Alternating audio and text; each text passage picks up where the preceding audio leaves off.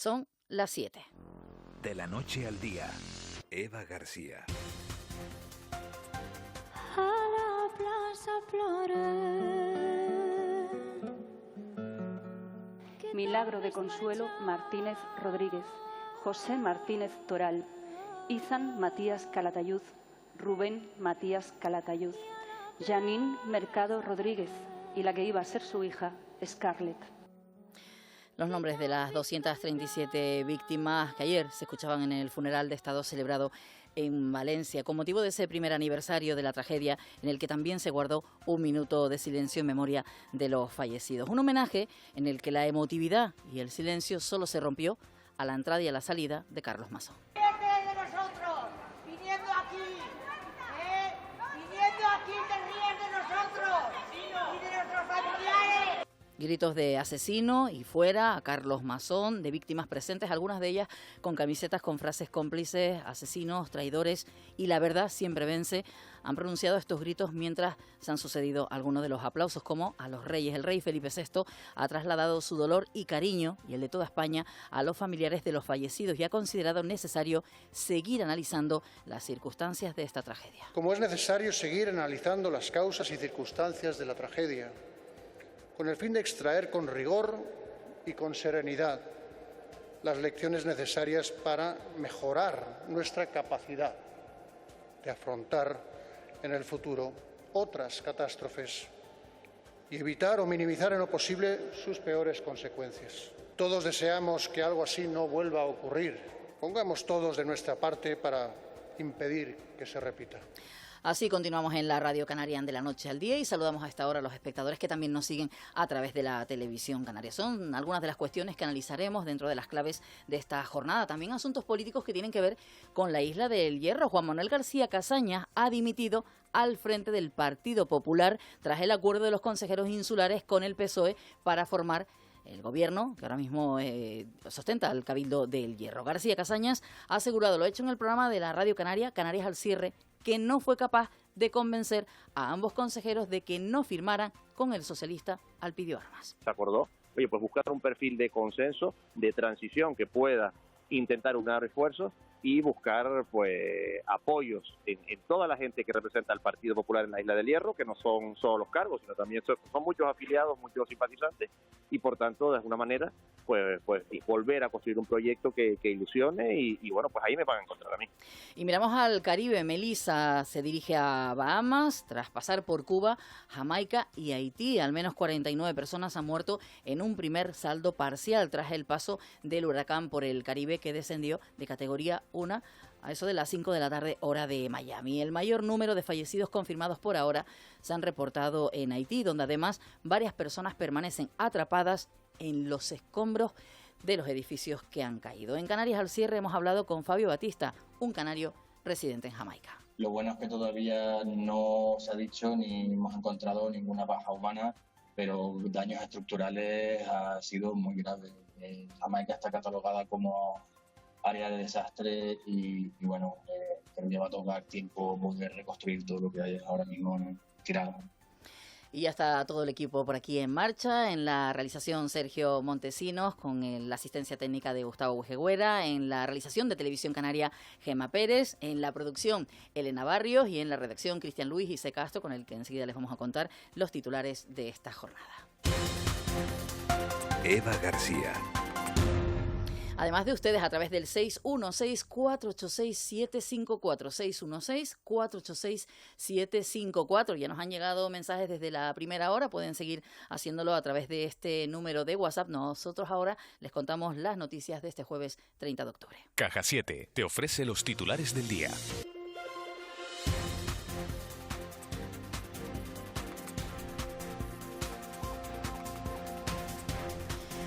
Y lo hacemos con un movimiento sísmico durante esta madrugada, C. Castro, que se ha notado en Agaete, en la isla de Gran Canaria. Sí, han sido en total varios sismos que se han registrado durante las últimas horas en Agaete, la isla de Gran Canaria. Uno ha sido sentido por la población. Se trata de un sismo registrado poco antes de la 1:20 de la madrugada con una intensidad de 2,9, según el Instituto Geográfico Nacional, y que se detectó a una profundidad de 7 kilómetros. Según el IGN, no solo se sintió en Agaete, también en otros puntos de la isla de Gran Canaria, en algunos puntos de la aldea de San Nicolás, Tejeda, Galdar, Teror, La Vega de San Mateo y también en Valle Seco. Además, poco después, a las 2 menos 10 y también a las 5 menos 10 se registraban otros dos movimientos, también en las proximidades de Agaete, el primero de intensidad 2,3 a unos 7 kilómetros y otro 1,7 puntos con una profundidad de 5 kilómetros, aunque estos no han sido sentidos por la población.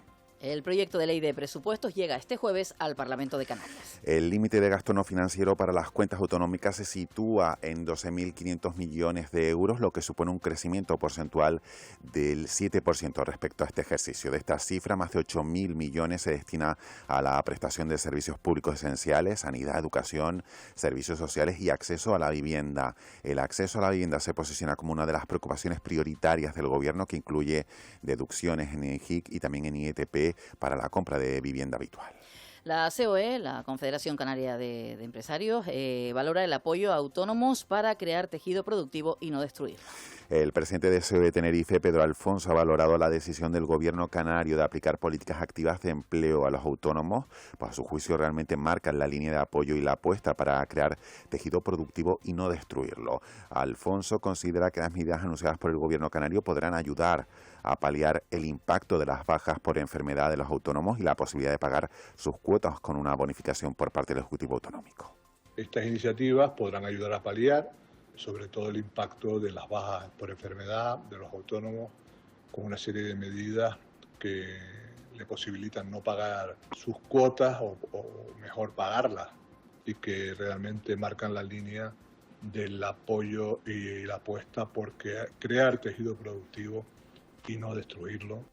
Escuchamos a Pedro Alfonso de la COE en Tenerife, no de la Confederación Canaria de Empresarios. Eso del lado de la patronal, porque de los sindicatos hoy tenemos que hablar de movilizaciones en la calle, en todo el país. Sí, se manifiestan, se concentran contra el bloqueo de la negociación colectiva. Esta situación, aseguran, mantiene congeladas las nóminas de este año de los funcionarios e impide un nuevo acuerdo salarial. En Canarias será frente a las sedes de la delegación y la subdelegación del gobierno, en la Plaza de la Feria, en la capital Gran Canaria, y también en la calle Méndez Núñez en Santa Cruz de Tenerife. Un UGT, CESIF y comisiones obreras se unen bajo el lema Mejor salario y más empleo igual a servicios públicos de calidad. Pedro Costeras es el coordinador del área pública de comisiones obreras. No sabemos por qué el Gobierno central tiene bloqueada esta negociación. El Gobierno central, que manifiesta estar poniendo en marcha políticas progresistas, sin embargo, tiene bloqueados los salarios, congelados los salarios de las empleadas y los empleados públicos durante todo el año 2025.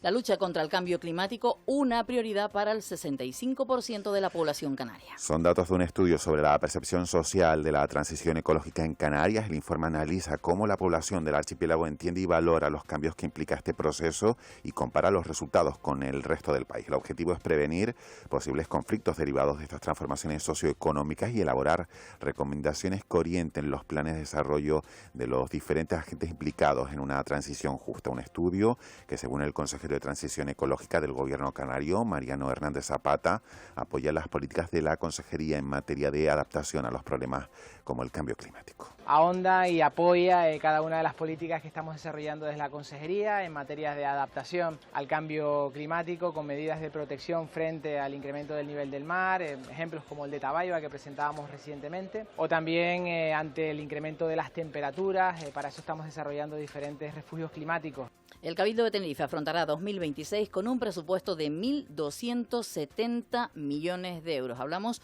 de un 10,3% más. Se trata, según el Cabildo, del mayor crecimiento presupuestario desde el inicio de su mandato y que consolidaría al Cabildo como la tercera entidad local de España con mayor volumen presupuestario. Un aumento del 10,3% con respecto a 2025, pero de un 21% frente a 2023, lo que se traduciría en 119 millones de euros adicionales. La presidenta del Cabildo, Rosa Dávila, ha destacado la inversión en carreteras. Se consolida la capacidad inversora. En carreteras vamos a invertir 88 millones de euros, exactamente la misma cantidad que hemos puesto en el año 2025 y que ha demostrado que es una pieza clave para garantizar no solamente la mejora de las carreteras, nuevos enlaces, nuevas soluciones que están demostrando que hay reducciones de tiempo de desplazamiento.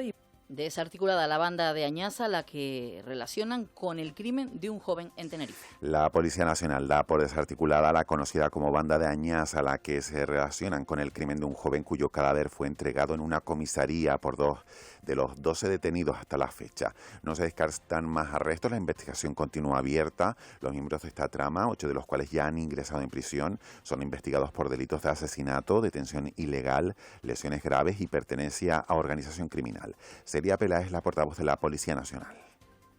Uno de los miembros del grupo contactó con las víctimas para simular una transacción con el fin de atraerlas hasta un punto previamente convenido en una finca situada en Güímar, a consecuencia de las brutales lesiones sufridas. Las detenciones de estas personas se fueron realizando en diferentes fases tras meses de trabajo operativo y analítico. El Parlamento reclama un plan de protección y difusión del español de Canarias. Ha aprobada una proposición no de ley, una PNL impulsada por el Grupo Parlamentario Popular para la promoción, protección y difusión de las expresiones lingüísticas propias de Canarias. La diputada popular María Isabel Saavedra ha pedido la aprobación de un plan de protección y promoción de las expresiones lingüísticas propias del archipiélago. Los grupos parlamentarios de Nueva Canarias y Coalición Canaria han defendido que la avalancha del profesorado llegado desde la península pone en riesgo nuestra forma de hablar. Escuchamos a Mario Cabrera de Coalición Canaria y a Carmen Hernández de Nueva Canarias. Tampoco ha ayudado a esa avalancha de profesorado foráneo, que más de la mitad de quienes han obtenido una plaza, el 52,9%, vienen de fuera de la isla. Se pone como una falta el utilizar ustedes o ciertas expresiones de nuestra manera de hablar. Eso yo creo que hay que hacer una formación profunda al profesorado. Y máxime cuando ahora hemos tenido una avalancha de profesorado peninsular que se ha incorporado a nuestras aulas. Y un apunte más, Eva, hace unos minutos hablábamos de la llegada de 2 nuevas embarcaciones a la isla de Lanzarote. Se trata de 2 neumáticas con personas de origen magrebí y subsahariano. Una transportaba a 52 personas, 2 mujeres y 2 menores entre ellos, y la segunda embarcación transportaba a otras 53 personas, 3 de ellas mujeres. Eran rescatados por Salvamento Marítimo y llevadas hasta Puerto Naos en Arrecife. Estar tranquilo es sentirte seguro, y con Caja 7 ahora es más fácil que nunca. Con nuestro plan Disfruta Seguro podrás agrupar tus diferentes pólizas en una única tarifa con bonificaciones y ventajas exclusivas. Descubre cómo proteger con nosotros tu coche, hogar, vida y mucho más en cajasiete.com/seguros. Caja 7, comprometidos con nuestra gente.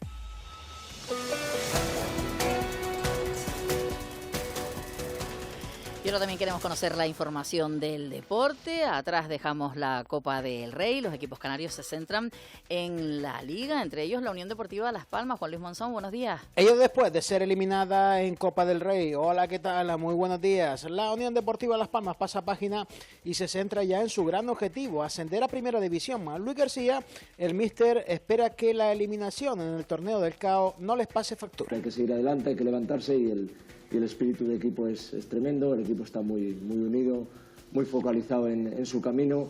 Hay veces que pasan traspiés y nos van a pasar durante la liga, pero como os he dicho durante mucho tiempo, desde que llegué, el camino es claro, la fortaleza del grupo es brutal y estoy convencido de que las cosas van a ir bien como están yendo. Y el Club Deportivo Tenerife, único equipo canario, por cierto, que sigue adelante en Copa del Rey, afronta un partidazo esta jornada. Los blanqueazules, líderes, visitan este sábado a las 5:30 al tercer clasificado, al Racing de Ferrol. Y tras el parón por las diferentes citas de las selecciones, vuelve la Liga F. Y lo hace esta jornada con el Costa de Eje Tenerife visitando el sábado a las 11 de la mañana al Levante Unión Deportiva. Y en baloncesto ACB afrontamos la 6ª jornada, la que va a llevar al Dreamland Gran Canaria a recibir al Moraván Andorra el sábado a las 6 en el Gran Canaria Arena y a la Laguna Tenerife a visitar al Baskonia el domingo a las 5 de la tarde. OUNAT, la mejor alimentación natural para tu perro y tu gato, te ofrece este espacio. El espacio del tiempo con nuestro compañero Edgar Cedrés. Edgar, buenos días de nuevo.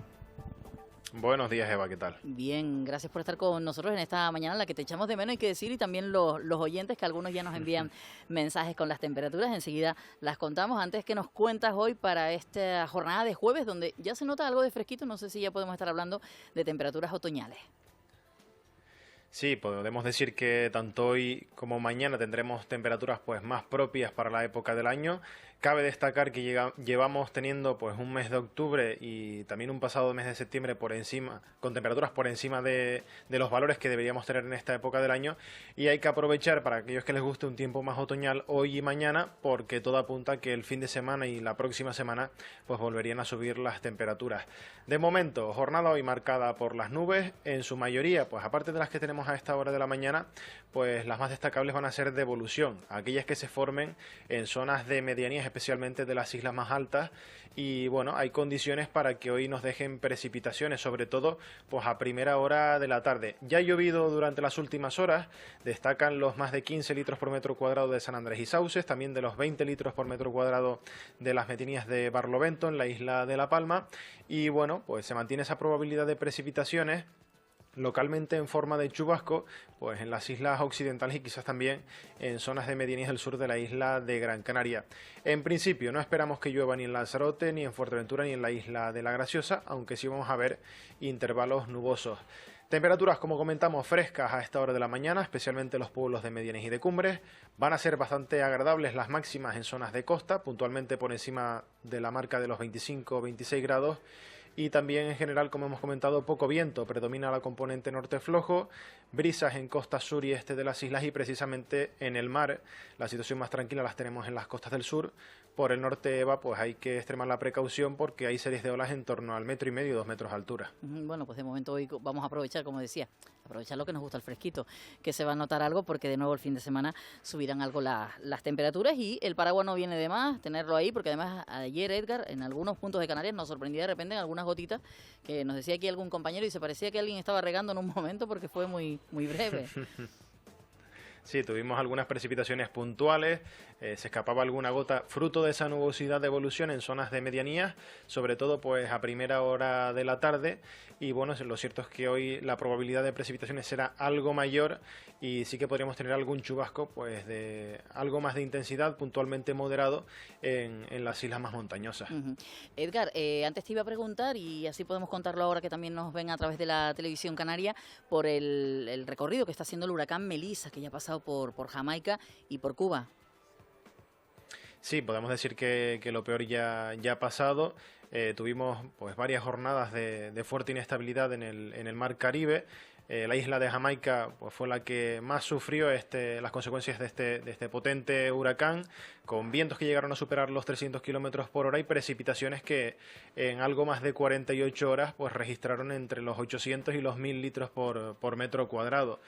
El comportamiento de ese huracán pues ha sido lento, con un desplazamiento en las últimas horas hacia el norte.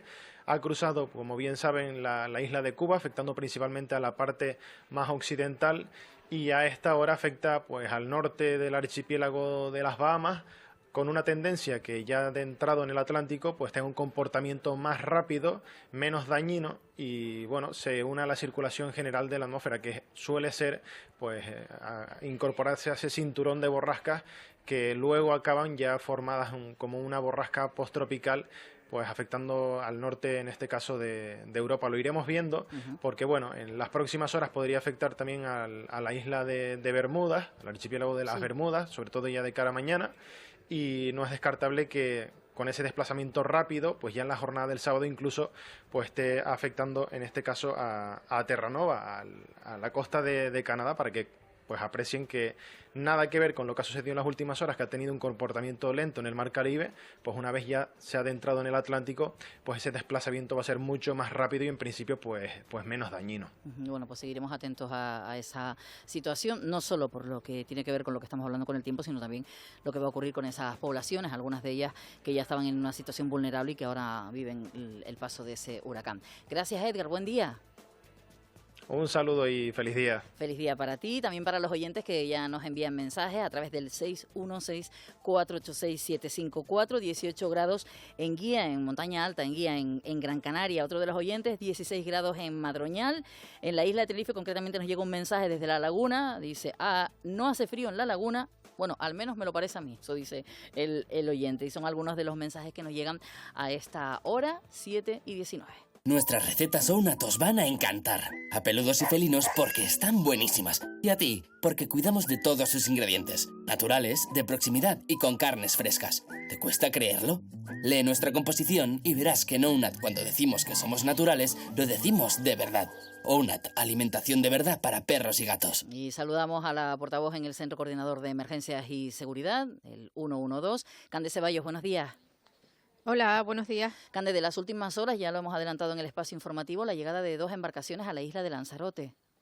Sí, así es. De madrugada, tal y como han comentado, Salvamento Marítimo interceptaba 2 embarcaciones neumáticas cerca de la costa de la isla con migrantes a bordo. Ya en tierra, estas personas fueron asistidas por el dispositivo sanitario del Servicio de Urgencias Canario, Atención Primaria y Cruz Roja, y ahora estamos a la espera de conocer más datos sobre el estado en el que se encuentran.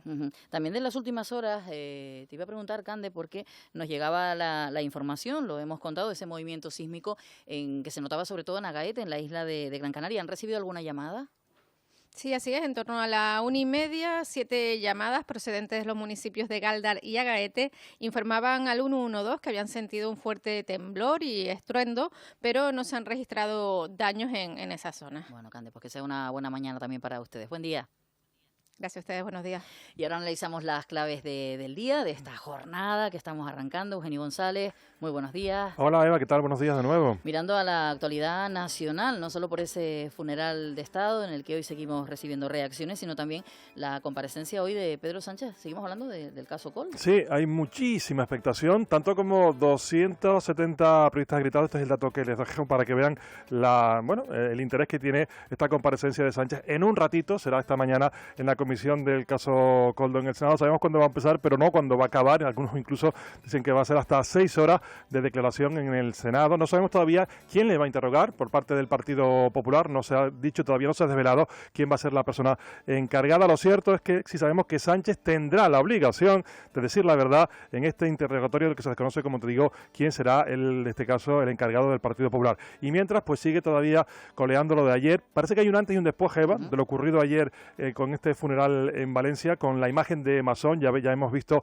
cómo le increpaban las víctimas. Y hoy, por ejemplo, algunos medios, digamos, de editoriales o de línea más conservadora, critican duramente no solo a Masón, sino a Feijóo. Esto puede apuntar, algunos hablan incluso de posible cambio, ya sí, de Masón al frente de la Generalitat Valenciana. Por ejemplo, el periódico El Mundo dice que el homenaje a los fallecidos por la Dana marca un punto de no retorno. Es Feijóo quien ha sostenido a Masón, expone al PP, dice, esta vergüenza, dice que es bochorno, que fue inmenso el bochorno, y es un punto de no retorno. Así escribe un periódico conservador, el editorial de un periódico conservador hoy, sobre la actitud fundamentalmente puesta en Feijóo, que debe tomar, dice, decisiones ya con Masón en Valencia. Del Partido Popular Nacional y de Valencia, hablamos del Partido Popular en la Isla del Hierro. Sí, porque la crisis del Partido Popular del Hierro ya se ha cobrado una dimisión, en este caso del presidente insular, tras el abandono de 5 de sus 6 concejales, como ustedes ya bien han contado aquí hoy. En un ratito estará por aquí el presidente del PP de Canarias, también vicepresidente del Gobierno, Manuel Domínguez, también opinará sobre esta cuestión, y también pues queda la curiosidad de que va a quedar, en este caso, como presidente del grupo parlamentario. Manuel García Casañas va a seguir como presidente del grupo parlamentario en el Parlamento, no como presidente del PP en el Hierro. No sabemos si va a continuar o no, también se lo preguntaremos a Manuel Domínguez. En una jornada en la que los sindicatos salen a la calle. Algunos dicen que esto puede ser la antesala de una huelga general si no es ni siquiera llegar a un acuerdo, si no hay negociación con el Gobierno. Bueno, pues ya veremos a ver qué ocurre. Lo cierto es que hoy saldrán a la calle, como tú dices, esta mañana de jueves, en todo el país, para protestar por el bloqueo, en este caso, de la negociación colectiva que mantiene congeladas las nóminas de los funcionarios de este año. Veremos también el seguimiento que tiene esta huelga y también las consecuencias que puede tener en su futuro, que tú dices que puede ser la antesala de una huelga general. Lo veremos. Bueno, lo dicen los sindicatos. Dentro de un ratito, falta un poquito ya, a las 11 de la mañana conoceremos los detalles de la Alpispa en este día de hoy, pero digo dentro de un ratito porque ustedes ya están preparando el programa. Sí, bueno, a las 11, Mercedes y yo pues vendremos a volar Canarias con la Alpispa. Un dato, vamos a contar una historia que seguro que les va a ustedes a interesar muchísimo, porque tiene que ver con la gasolina. Hay un informe de la OCU que nos advierte de la mejor hora para poner gasolina y también el mejor día de la semana, porque dice que nos ahorramos unas perritas, y esto es muy importante. Por tanto, a las 11 le vamos a desvelar... Yo pensé que era a las 11 era la la hora que hay que poner gasolina. No. A las 11 le vamos a desvelar la mejor hora para poner gasolina y también es el mejor día de semana para poner gasolina y ahorrarnos unos euros. Que nos decía, dice bueno, Mayer que nos dé una pista al menos. Una pista, bueno, pues buenos días. Antes de las 11... ¿Antes de las 11 se la tenemos que poner? Sí. Pues nada, ya está la pista. Antes de las 11... perdemos el dinero, la ahorro. No, bueno, pues antes de las 11 puede ponerlo. Sí, pero yo no. Digo. Vale. Antes de las 11 sí se puede poner. Bueno, a esa hora te escuchamos, a ti y a Mercedes. Gracias.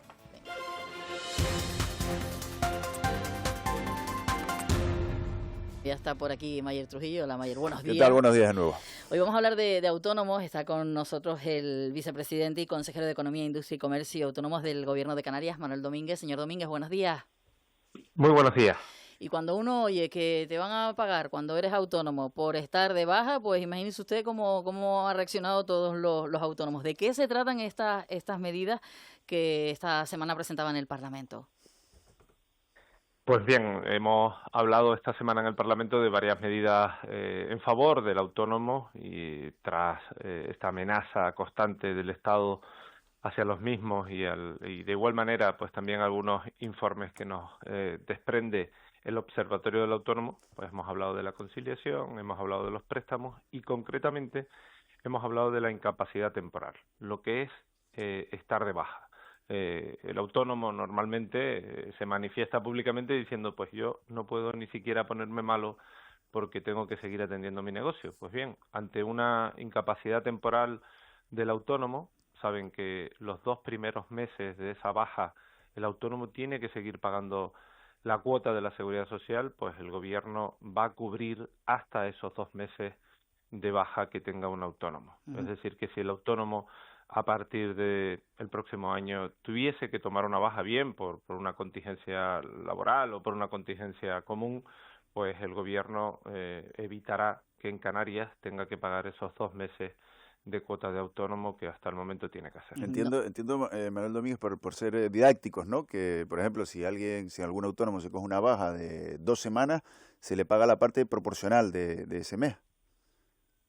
Exacto, si se pone malo 2 semanas, pues lo que corresponda a esos 2 semanas que él tendría que pagar como cuota de la Seguridad Social, en esta ocasión se la damos desde el Gobierno de Canarias, se la cubrimos desde el Gobierno, porque entendemos que bastante tiene ya el autónomo con tener que dejar de acudir a su puesto de trabajo, seguro que mermar sus ingresos, en determinadas ocasiones incluso no percibir ningún ingreso porque está de baja, como para seguir teniendo que pagar esa cuota.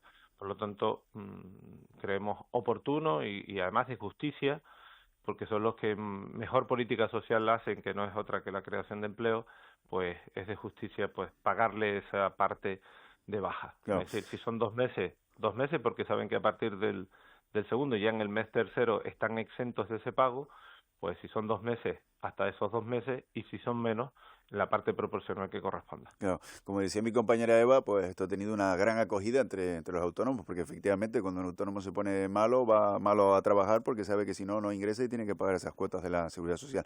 ¿A partir de qué momento estará en vigor esto, vicepresidente? Bueno, entrará en vigor el próximo año, a la espera también de que se aprueben los presupuestos de la comunidad autónoma, porque es ahí donde tenemos la partida económica pertinente para poder atender esta situación. Será de inmediato. Yo calculo que en el mes de enero estaremos ya en línea para poder hacerlo, ¿no? Y si no, pues tendrá carácter retroactivo hasta el momento en el que se pueda. Vicepresidente, ¿está contemplado como una ayuda? Porque la pregunta detrás cuando se habla de ayuda es ¿y cuánto vamos a tener que pagar después por habernos dado esa ayuda? Bueno, es verdad que está contemplado como ayuda porque no compete a la comunidad autónoma la posibilidad de eximir de ese pago, ¿no? Yo soy más de poder plantear iniciativas fiscales, de poder eximir en este caso del pago de la Seguridad Social, etcétera, pero como no nos corresponde a nosotros no lo podemos hacer, entonces tendremos que dar esa ayuda. Bueno, es verdad que en función del tiempo de baja que se pueda estar durante el ejercicio, habrá una cuantía u otra que tendrá afección luego o no, pero indistintamente de cuánto sea lo que tenga luego que pagar, siempre será muchísimo menos de lo que actualmente se está haciendo, ¿no? Porque si hoy tienes que pagar el 100%, a partir del próximo año pues tendrá una reducción sustancial. No soy capaz de decirle cuánto porque no es lineal, es decir, Si le pagamos 2 meses es X y si le pagamos 15 días es Y, porque va sumado también al resto de ingresos que pueda tener, ¿no? De ese paquete de medidas, ¿no?, de apoyo al autónomo, también llama la atención la bonificación a la contratación indefinida de una persona por apoyar al autónomo, por ejemplo, en el cuidado de los hijos menores de 12 años o las personas dependientes, porque esta es otra realidad, ¿no? Cuando el autónomo tiene que quedarse en casa para cuidar a su hijo que está enfermo o a un dependiente, una persona mayor dependiente, pues también deja de ingresar, ¿no? ¿En qué consiste esta medida de apoyo? Sí, decía yo antes que también en lo que a la conciliación familiar se refiere hemos planteado iniciativas porque es algo de lo que se ha hablado mucho. Quizás poco en favor de los autónomos, pero sí se ha hablado mucho en el mundo laboral. Yo lamentablemente creo que no se ha considerado al autónomo como un trabajador en los últimos tiempos, ¿no? Y ha salido perjudicado de todo lo que se ha podido mejorar las relaciones laborales, las mejoras laborales. Y en este sentido, pues, si un autónomo tiene a cargo a un niño o una niña, si tiene a cargo una persona dependiente, ya habíamos anunciado que ayudamos al pago de la Seguridad Social. Bueno, cubrimos el pago de la Seguridad Social de la persona que contrate para cuidar a esos niños y a esas niñas a cargo. Bien, pues a esta iniciativa le planteamos 2 propuestas más. La primera, para cuidar a ese niño o a esa niña o para cuidar a esa persona dependiente es necesario contratar un servicio, por ejemplo, una guardería, pues esa guardería también será parte del coste que podemos cubrir desde el gobierno. Y por otro lado, pues alguna persona que esté de baja por maternidad o por paternidad o por un embarazo de riesgo, esto afecta principalmente, o mejor que afecta, beneficia, mejor explicado de esta manera, a la mujer, pues con un embarazo de riesgo y tiene que coger la baja y tiene que contratar a alguien para que le sustituya en ese puesto de trabajo, pues el gobierno ahí también va a cubrir la seguridad social de la persona a la que contrate. Y si luego cuando se incorpore a esa persona la deja fija, es decir, le hace un contrato indefinido, pues también ayudaremos al pago de la seguridad social de esa persona. Con lo cual, son 3 medidas, pero casi 4, porque una es para cuidar a los niños con alguien que contrate, otra es para cuidar a esos niños o personas dependientes en algunos centros y otra viene en la línea de que te sustituyan en tu puesto de trabajo ante una baja por embarazo o de riesgo o por una baja paternal o maternal. No. Vicepresidente, también tuvo muy buena acogida, aquí lo comentamos en su momento, ¿no? La cuota cero para los autónomos, más de 3.000 se beneficiaron en 2024. Esto es otra cuestión que están esperando muchos autónomos, ¿no? En el año 2024 fue la primera vez que implantamos la cuota cero, 3.114 o 15, creo que fueron, estoy hablando de memoria, el total de autónomos que se beneficiaron de la misma en el primer año de vida de esa cuota cero. Hemos incrementado el presupuesto para el ejercicio 2025, para el que estamos actualmente, porque con la partida económica que teníamos en el año pasado no llegamos. Es decir, las perspectivas fueron, o las expectativas fueron menores de la realidad.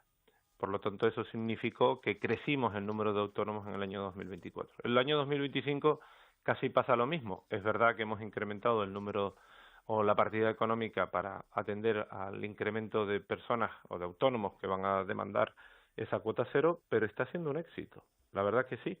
Creo que en el peor momento, en ese momento de mayor dificultad para un autónomo, en el que menos ingresos tienes y más gastos afrontas, en el que hay incertidumbre por tu actividad, en el que no sabes si vas a llegar a final de mes o si va a continuar tu actividad, hemos estado al lado, hemos cubierto ese pago de la Seguridad Social y desde mi punto de vista, bueno, mi opinión a lo mejor no vale mucho en este caso, pero en opinión de los autónomos y de esas encuestas que hemos obtenido a través del observatorio, ha sido una iniciativa con mucha aceptación, con mucho éxito. Y por último le hacemos una preguntita también como presidente del PP de Canarias. ¿Cómo analiza lo que está pasando en la Isla del Hierro en su formación política? Bueno, yo tengo que lamentar profundamente lo que sucede en la Isla del Hierro. Por un lado, 2 personas que han utilizado el acta del partido para llevar a cabo un pacto que no estaba autorizado. Por otro lado, algunos concejales que intentan pues sacar codo para posicionarse dentro de la formación. Y bueno, eso nos ha llevado a que el presidente haya decidido pues renunciar a seguir siendo el presidente del partido en la isla, Juan Manuel Casaña. Y yo quiero decir algo en favor de Juanma. Al Partido Popular, al Partido Socialista, a la política en general, le hacen falta mucho Juan Manuel Casaña. Fíjese que me emociona decir lo que estoy diciendo, lo digo muy sinceramente, no solo por la amistad que tengo con Juan Manuel, sino porque yo soy de los que cree que en la política estoy, en la política soy lo que soy gracias al Partido Popular.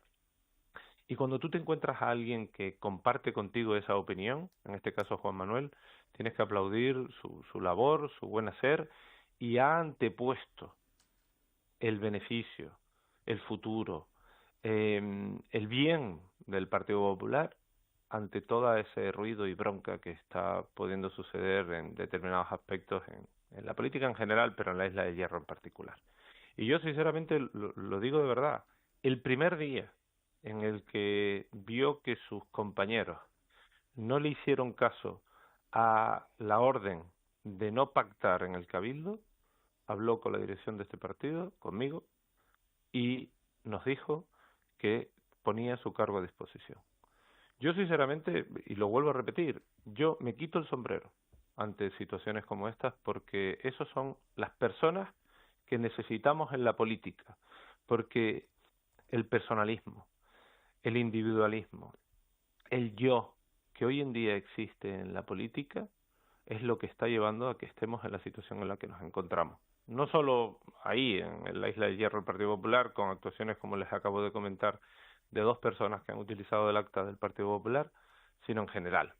Si realmente pensásemos en el beneficio de la sociedad, en el bien común, en el nosotros y no en el yo, habría muchos más Juan Manuel Casaña. Manuel Domínguez, vicepresidente y consejero de Economía, Industria, Comercio y Autónomos del Gobierno de Canarias. Gracias por atender a la radio y a la televisión pública. Nada, un placer, de verdad. Buen día. Buen día, hasta pronto. 7:36. Seguimos en directo en la radio y en la televisión canaria, de la noche al día. Bueno, hemos comenzado, Mayer, hablando del asunto de los autónomos, de esa baja. Bueno, interesante que al menos esos 2 meses que están de baja, pues se les pueda pagar sí, hoy, la cuota de la seguridad social. Hemos leído el dato ese, ¿no? De que el año pasado, pues, 16.000 autónomos se pusieron de baja, ¿no? Claro, entiendo yo que son 16.000 autónomos que no queda otro remedio que dejar de ir a trabajar, porque como decíamos antes, autónomo que no acude a su puesto de trabajo deja de ingresar y sigue pagando las cuotas, ¿no? Con lo cual, pues, si este año se repite la cifra, pues veremos que esos 16.000 autónomos por lo menos tienen 2 meses en los que se les van a pagar las cuotas. Me hablabas ahora de un amigo taxista, ¿verdad?, que bueno, que encima le ha coincidido con que sale de una avería del coche, del taxi, y ha estado ahí 2 semanas sin poder trabajar, pero es que encima vuelve a trabajar con el coche recién arreglado, con lo que le costó el pago de la avería, y se pone malo. ¿Qué hago, paro?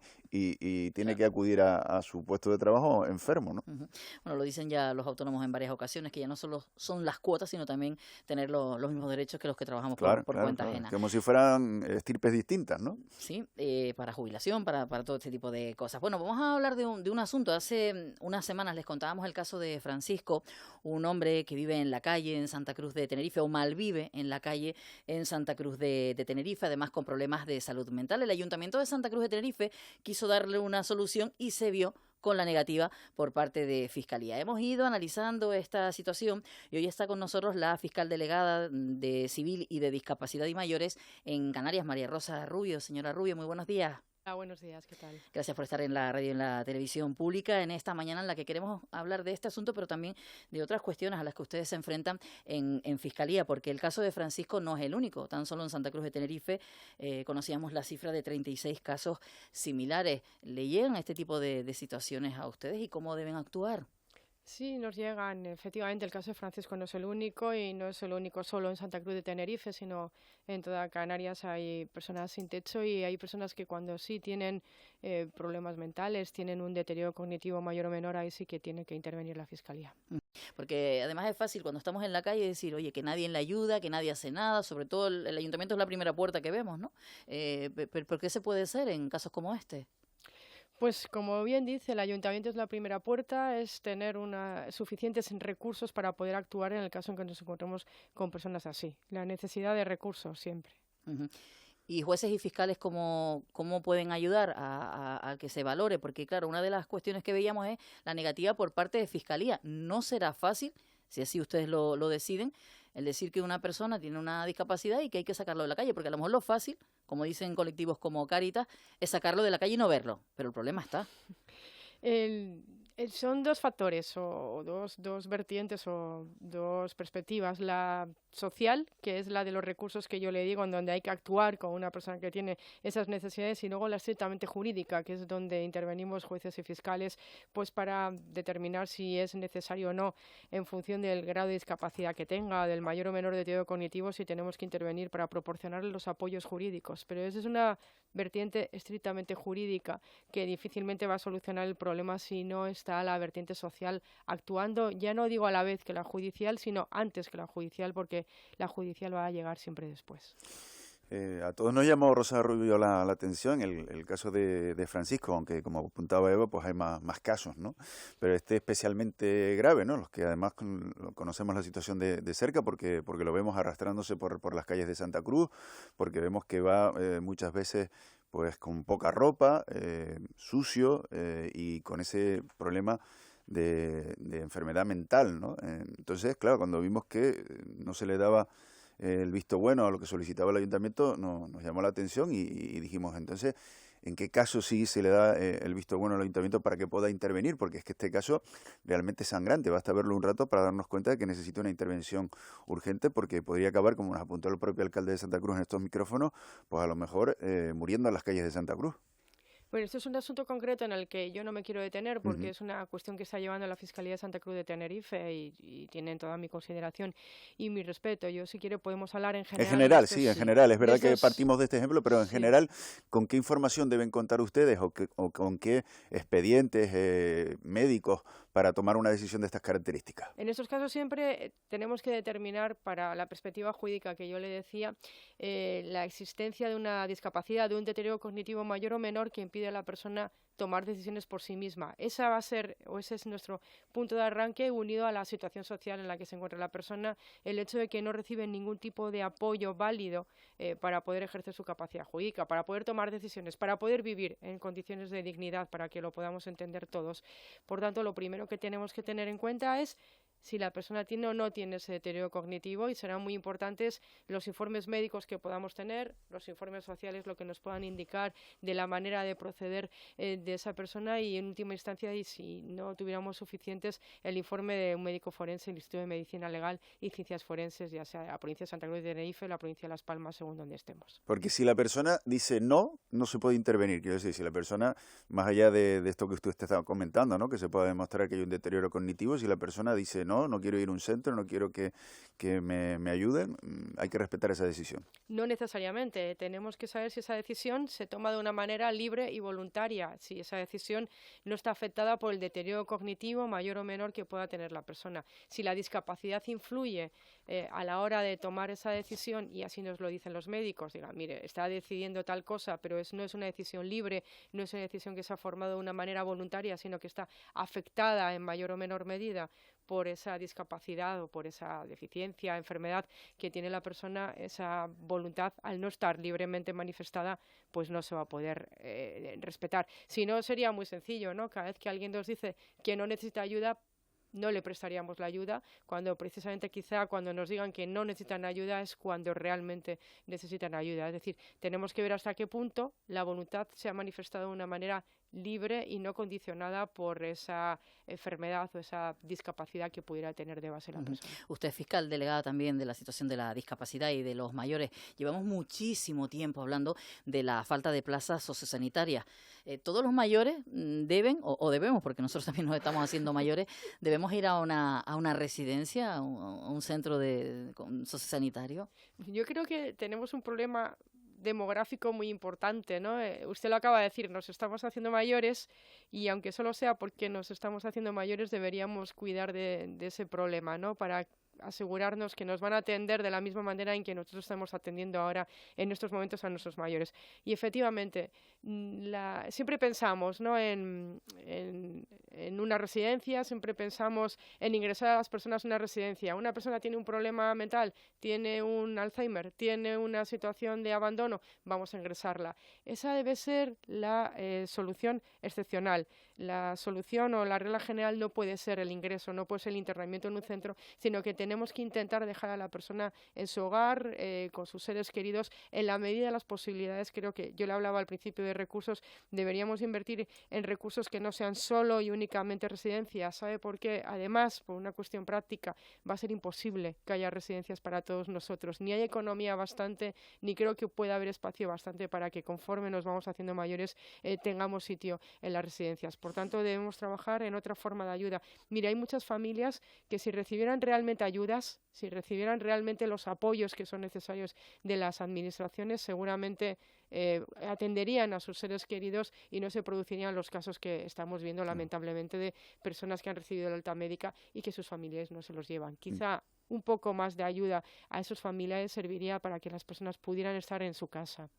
Bueno, justamente antes de saludarla lo estábamos comentando, ¿no? Por ejemplo, autónomos que no puedan abandonar su puesto de trabajo porque si no, no ingresan y que a lo mejor tienen un dependiente en su casa. Pero claro, para poder atender a ese dependiente o dejan el puesto de trabajo o necesitan a alguien que pueda quedarse con ese dependiente y ellos puedan irse a su puesto de trabajo. De eso tenemos muchas situaciones. Hemos conocido gente que finalmente pues tiene que dejar a lo mejor su puesto de trabajo para poder atender a esa madre, a ese padre, que desgraciadamente con el avance de la edad pues necesita unos cuidados determinados. Ese es un ejemplo, efectivamente, y eso llevará a quizá ese autónomo que no puede prescindir de trabajar y que tiene unas ganancias muy exiguas, no puede contratar a otra persona y quién sabe si ese autónomo puede ser que deje allí a su padre en el hospital. ¿Y cómo están esos centros? Estos días estábamos hablando justo del papel de la Fiscalía en los centros de menores. Vamos a hablar ahora de esos centros donde están nuestros mayores o personas con discapacidad. Hay muchas intervenciones de la Fiscalía. ¿Cuál es el diagnóstico que hace del archipiélago? Mire, yo siempre lo digo en general, los centros públicos de nuestra comunidad autónoma están razonablemente bien. Creo que el personal que los atiende y la dirección tiene una finalidad que es que nuestros mayores estén bien y estén bien cuidados. Mi impresión de las inspecciones que realizamos, porque las realizamos mensualmente, realizamos inspecciones en los centros de mayores, es que estos centros generalmente, como le digo, puede haber excepciones, están bien. En cuanto a los centros privados, ahí ya distinguiría el tipo de centro privado y luego distinguiría también a veces algunos centros que poco a poco hemos ido consiguiendo que la viceconsejería cerrara, que son los centros que yo llamo alegales, es decir, estos que se sitúan al borde de la legalidad, que acaban por no cumplir los requisitos y que no atienden bien a nuestros mayores. Y estos, como digo, pues a instancia de Fiscalía, poco a poco se han ido cerrando. En estos momentos son varios los que se han cerrado. Y en esos centros que inspeccionan con la frecuencia que nos hablaba, de visitas regulares, ¿qué es lo que han detectado? ¿Qué tipo de irregularidades han visto? Generalmente nosotros lo que estamos buscando es el modelo de cuidados que tienen esos centros y cada vez se va trabajando más en el modelo que se llama la atención central a la persona, eso que las siglas que gusta llamar a los técnicos la ACP o atención centrada en la persona, supone que el centro no es el que da ese reglamento de derechos y deberes cuando entra una persona, de cómo se tiene que portar, sino que es el centro el que se adapta a la persona. Tiene en cuenta su voluntad, a la que hablábamos antes, sus deseos y sus preferencias, y el centro va a girar en torno a la persona. En esos centros no es necesario la utilización de sujeciones, toda vez que conocen perfectamente la historia de vida de cada uno de sus residentes, y no va a ser necesario utilizar ni una sujeción física ni una sujeción farmacológica. Nosotros cuando vamos a un centro vemos si efectivamente están trabajando en ese modelo de cuidados, y si no trabajan en ese modelo de cuidados, aspiramos o les decimos que tienen que ir trabajando en esa línea. Tenemos en cuenta, como digo, ese modelo, tenemos en cuenta qué es lo que se hace con las personas, no solo evidentemente si se les sujeta, no se les sujeta, cómo se trabaja con ellas, sobre todo porque nos preocupa mucho que los centros se conviertan, o que la referencia que tengamos de los centros es que sean lugares de, si me permite la palabra, de aparcamiento o estacionamiento de nuestros mayores, donde los dejamos pero más allá de que estén atendidos en el sentido que se les da de comer y se les proporciona descanso y una estancia, digamos, agradable, a una temperatura agradable, creo que hace falta algo más que nuestro mayor esté sentado en el sofá viendo la televisión todo el día, sino que hay que trabajar con él en esa atención centrada a la persona. Qué importante es cuidar la dignidad de las personas. Muy importante. Usted que hablaba de la sujeción, ¿no? Que es dejar ahí a un mayor, que bueno, puede tener circunstancias, pero el atarle y no nos preocupamos. Sí, que pasa el tiempo hasta la hora de comer y después lo volvemos a atar hasta la hora de dormir, incluso dormido le atamos. Eso es una cuestión, un atentado a la dignidad directamente. Hay otra cuestión, Rosa Rubio, que también es preocupante, también creo que usted lo insinuaba hace un momento, que es la cantidad de pacientes que han recibido el alta en los hospitales y siguen viviendo allí. Es verdad que habrá algunos casos que tienen que ver con familias que no pueden darle los cuidados médicos que necesita en su casa, pero también nos ha contado la consejera de Derechos Sociales que hay otra parte que ellos intuyen que tiene que ver con que se ha producido un abandono por parte de sus familiares, y creo que están colaborando con ustedes para determinar qué responsabilidad hay ahí.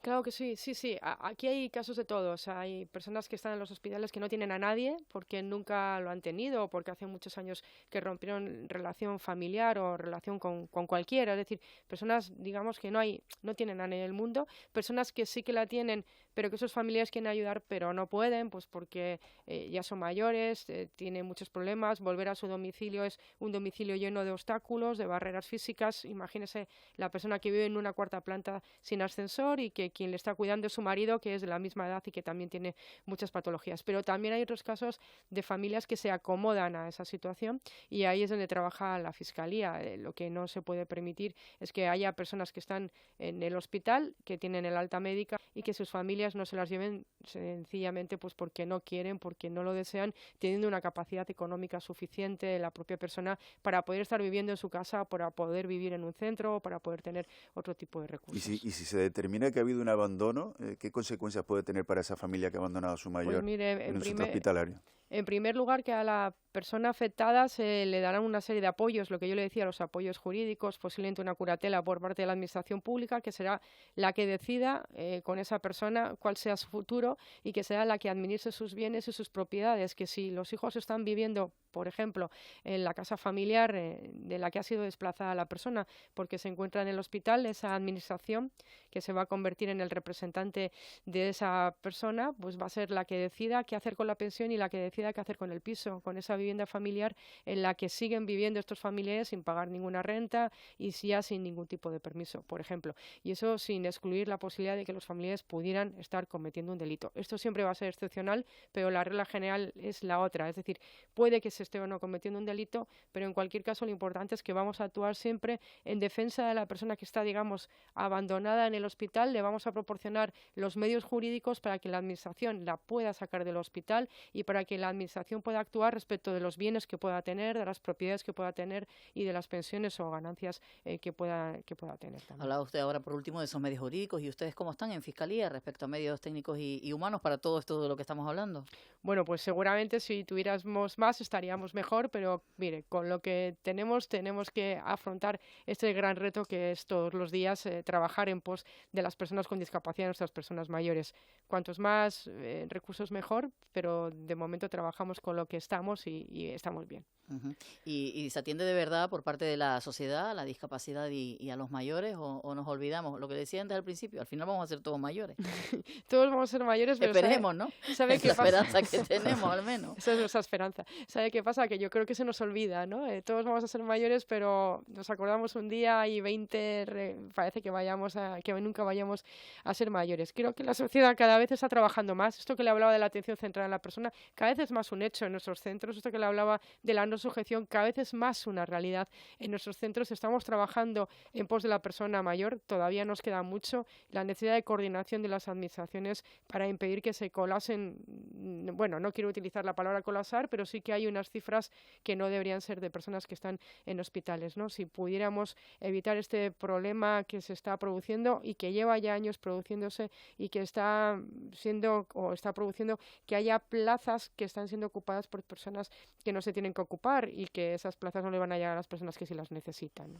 Desde luego el ejercicio de concienciarnos viene bien, ¿no? Hace unos días teníamos la oportunidad aquí en la radio de colocarnos unas gafas de realidad virtual para ponernos en la piel de una persona con discapacidad, y a mí, por ejemplo, pues muchos de esos escenarios que vimos con las gafitas de realidad virtual pues me impactaron, ¿no? Estaba pensando, por ejemplo, en la cantidad de obstáculos que se encuentra una persona con discapacidad que va en una silla de ruedas por la calle, ¿no? Muchas veces lo que tiene que hacer es una proeza, ¿no? Para poder llegar a lo mejor hasta donde desea o volver a su casa. Sí, es así. Igual para ir a comprar el pan no es posible porque es imposible bajar el bordillo, pero incluso aquellos bordillos que están rebajados, supongo que con las gafas de realidad virtual verían que incluso los que pensamos que están rebajados, pues porque no lo están rebajados del todo. Si alguien en algún momento tiene que llevar a alguien en silla de ruedas o se accidenta a él, es cuando lo sufre de verdad. Nuestras ciudades todavía no están preparadas para la discapacidad. No lleguemos a tanto, señora Rubio, cuando uno tiene un dolorcito en un momento dado que no es capaz ni de sentarse y mucho menos de caminar por la calle, y cualquier cosita que te encuentres pues ya uno lo pasa mal, ¿no? Y al final pues es lo que decía Mayer, de crear conciencia y de saber que tenemos que cuidar a nuestros mayores, que lo seremos nosotros. Y no sé ustedes, pero a mí sí hay cosa y cuestión que me da mucha rabia, es precisamente cuando hay algún maltrato, alguna situación que implica a los nuestros, ¿no? A nuestros mayores. Sí, sobre todo cuando se trata de un mayor que no tiene a nadie, ¿no? Porque es verdad que cuando hay un mayor que está en un centro pero tiene a sus familiares, pues están pendientes de él, le dicen a los miembros del centro, oye, mira que no tiene la ropa bien, que tiene la ropa sucia, oye, que no está comiendo. Pero claro, cuando nos encontramos con mayores que no tienen a nadie, que ni siquiera vaya a verlos, es muy duro, Rosa Rubia, ¿eh? Sí, y hay algunas personas que no tienen familiares, que no tienen a nadie para ir a verlos, sí, efectivamente. Ahí funcionaba bien, o debería funcionar, el voluntariado también, efectivamente, de personas que por su propia voluntad, porque así lo desean, les están acompañando. En algunos casos está funcionando este sistema. María Rosa Rubio Ramos, fiscal delegada de Discapacidad y Mayores de Canarias, gracias por estar esta mañana en la radio y en la televisión canaria. Buen día. Muchas gracias, buenos días. Gracias por estar con nosotros. Además nos siguen llegando también mensajes de oyentes que enseguida le vamos a dar salida, pero ahora saludamos a nuestros compañeros de la televisión canaria, nuestra compañera Pilar Romeo, que ya está preparada con todo el equipo del Buenos Días Canarias. Hola Pilar, buenos días.